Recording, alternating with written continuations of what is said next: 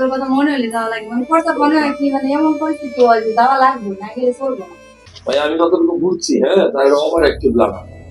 এখন আমি তারপরে একটা আল্ট্রাসাউন্ড দেই, একটা প্রস্তাবের টেস্ট, একটা কিডনি টেস্ট করে একটা আমাকে দেখা। আর তো কোনো সমস্যা নাই, ডায়াবেটিস তাই তো। আর তারপরে ডায়াবেটিস দেখে নেই। ঘন্টায় কয়বার প্রস্রাব হয়? ঘন্টায় পানি খেলে 5 মিনিট পর পর, 5 মিনিট পর পর। পানি খেলে 5 মিনিট পর প্রস্রাব হয়? আমি তো এরকম বললাম যে এই কারণে মানে একটা কথা বলি, মানে প্রস্রাবের কথা মনে হলে তোমার বাথরুমে যেতে হয়?